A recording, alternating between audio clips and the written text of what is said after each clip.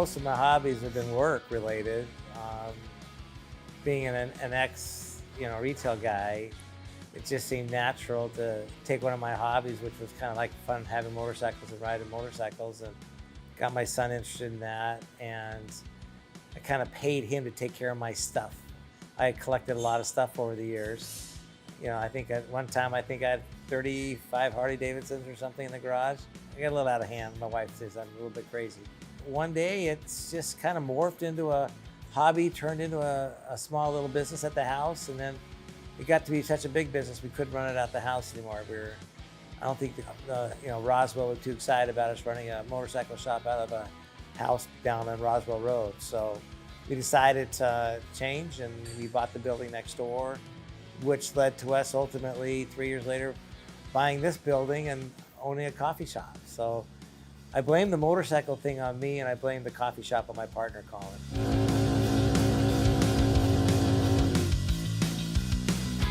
What I do for fun is mostly ride motorcycles. It's pretty much most of my days off are spent probably cruising around, head up North Georgia, meet up with some friends, maybe grab something to eat at a restaurant, check out some of the sights. Aside from that, I enjoy just being outdoors. I like going hiking. Cooking is another thing that I enjoy doing a lot. That's why I spend some of my days off just in the shop, baking and experimenting with new stuff. That's what my brother and Aaron and I enjoy doing a lot, is just kind of coming up with new recipes and trying new recipes and seeing what sells and what doesn't.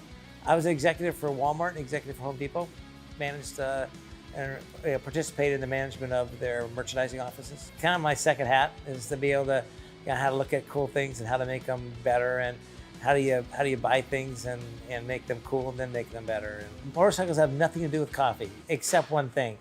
I have this thing about, if you create a lot of traffic in a building, anything that's attached to that building will probably get some goodness from that. When Jim, the previous owner, came to me last December and said, I want to retire, would you buy our building? I had no choice, but I had to, because they could have put a business here that's not conducive to, to parking spaces, and they could have taken all our spots. They could have blocked our building. They could have been lousy neighbors.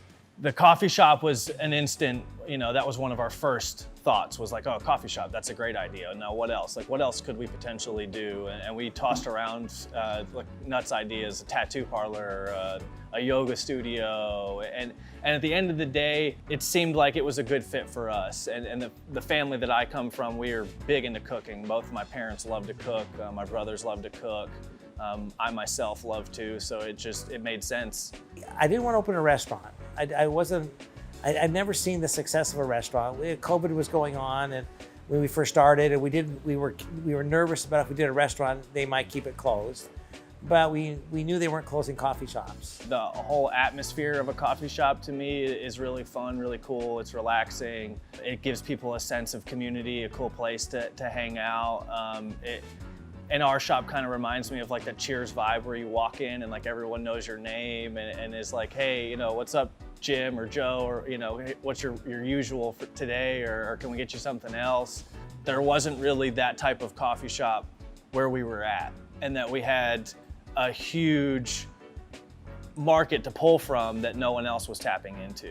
Colin had a really good thought process on what we could do. I had when I jumped on board, I think I had a pretty good thought process how should it look, and I have specific things I wanted to do. Colin sent himself to coffee school in Texas, where he went for a week down there. I found out about a coffee school that you could take in Texas, and they literally lay everything out for you, from financial projections. They give you information. They teach you how to make all the drinks. They show you how to maintain equipment.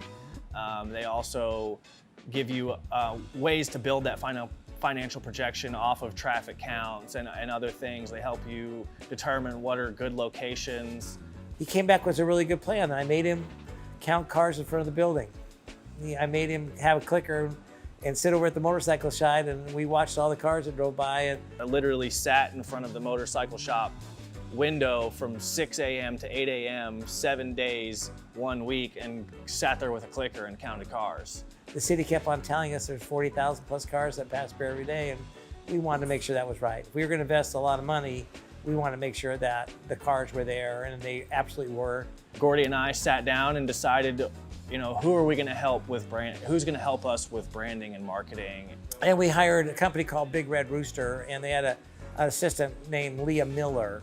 And Leah was great about reading our mind. And as Colin says, she's the hardest working person he's ever seen. She's one of the hardest working, most creative people that I've ever had the opportunity to work with. So we got her on board, and I sent her, I think like hundreds of pages of Pinterest stuff that I liked. And so it was every week for about 2 months, we would get on phone calls that lasted a little bit over an hour.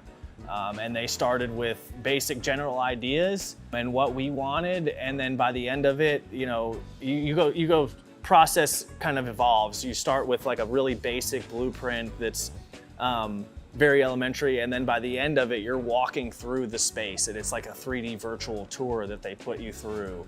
And you see the materials, you see literally everything in its place. She was able to kind of, you know, manipulate my mind, my thought process, and Colin's thought process into what we have here today, which I think is a really interesting, unique building. And then construction begins. So from there, you know, for us, we had to do demolition. So demolition ensued, and a month after that, construction. The company that we hired for construction, Trident, they were here every day with the superintendent on site. Never had to worry that things were getting done. So before we renovated this space, it was a kitchen and bath display store. So he had full kitchen and bathroom displays. So it was like a maze. It was really, really bizarre. It felt really small and very congested. And then once we started knocking down walls and seeing it open up, it was just like, holy shit, like this place is huge, like, you know, and you come to realize like, wow, like there's a lot here. This is, you know, gonna be a huge space. There's a few things that were, you know, non-negotiables. I had in my mind the concrete floor, polished, because we did it at another business I own. And Gordy his attention to detail is amazing. Nothing slides under the radar for him. If he's focused on something, he's focused on it. As we got along in the project, I wanted the building to be the artwork. People look at our motorcycles that we make, our bikes that we ride. The more they look at the bike, the more impressed they are. And I want them to do the same way at the building. You know, if we have a really cool design like the murals that we paint on the wall, those are all done by hand. I wanted the motorcycles, a couple cool bikes to be in here so customers can kind of feel what we try to do here. And we kind of try to create, you know, neat things. The benches and tables up front were made by local artists. They're made out of concrete. They have motorcycle parts. He has great style. So for the most part, I mean, yeah, you guys see him on camera. He looks, you know, he's dressed to the nines every day he walks in here. So him and I see eye to eye with all of that stuff. If most of the time, if they gave us 3 options, him and I both like the same option. The more people look at our shop, is the better it looks. And then we have 40 plus motorcycle helmets on a wall. Who does that? So helmet wall, there's stories all over the place. We got about half the wall filled just from our stuff that was laying around the house. We came up with the idea, well, let's invite our customers to have an opportunity to tell their story and put their helmet on display. So when they come in, they've got that piece of Pops here that you know, makes them and solidifies them as that regular. The first thing they're gonna do is they're gonna bring their friends in and they're gonna be like, hey, this is my helmet. Like, you know, isn't this awesome? Like, they let me put it on display. They're gonna tell the story. And then we've also went as far as to create stories for our website so people can go through and actually connect with that customer or that helmet and see, you know, what is the deal? Why is it up there? I'm very impressed with the quality that we hired. They know everybody's name the first time you're here. They know your drink. They're such great representatives of us. It was not difficult to find baristas. It was more difficult to siphon through and filter through the amount of candidates that we had. I mean, I think we had around 300 people apply for 5 jobs. Picking through all of those applications, all of those resumes, that was kind of difficult. You know, you second guess yourself if you're making the right decision and then doing all those interviews. But I think after 2 days of interviewing, we had interviewed more people than we needed and had more candidates that we felt were strong options for us than we needed. Since then have just proven to be amazing. But I think what really makes us different is the Crystals and the Sammys and the Johnnies and the Ashleys and in the Lawrence that basically talked to those 17,000 cups of coffee. They had to go to a barista first. When you have a smiling barista that calls you by name and has the coffee waiting for you as you walk to the front door, you can't beat that service. I had talked to a bunch of customers prior to opening the shop, asking them, do my own little survey, what do you like about your coffee shop and what don't you like about your coffee shop? And most people say, I like my coffee shop, I just can't stand the coffee. And I thought, God, that's just like the cost of business. You gotta have a great cup of coffee. So we decided to make a great cup of coffee, but we were lucky enough, we got a great coffee company to work with. And this one we had heard about before from other people. They all talk about how great, Bettorf and Bronson is. Their reputation is great. They're from Olympia, Washington. I grew up in Seattle, Washington, so I thought, hey, the kind of coffee capital of the world, why not? They do a lot of pour overs from Africa, Ecuador, Central and South America. We do a private brand Bettorf and Bronson does for us called Eyes Open. We've done 17,000 cups of coffee plus. I've never had anybody complain about the coffee. Colin's a bit of a mad scientist making coffee. So I just kind of relate it to food. I think of what I remember paired well with food. I try to make sure that our specials highlight that coffee flavor and don't just completely take away from it. Hopefully down the road, 100% of the stuff we carry here and sell, we'll cook ourselves. It's exciting, it's intimidating, but it's fun. I don't think there's a day that I walk in here, and that's for the motorcycle side too, that I feel like I'm working. I don't know, I felt a little bit concerned that once we opened the doors, no one would show up. We've done all that work, talked about it for so long, spent 8 months constructing. I think the complexity was a little difficult, plus I'm not a guy that drinks coffee. I had to lean on my partner, to basically take the load of that. But again, I understood that coffee creates traffic. Traffic creates sales. Seeing that growth and being a part of something that's, people tell us that we couldn't do and you shouldn't do, and doing it and making it successful, it's amazing. I think you have to earn the next step. I don't know what the next step is. Customers will tell us what the next step is.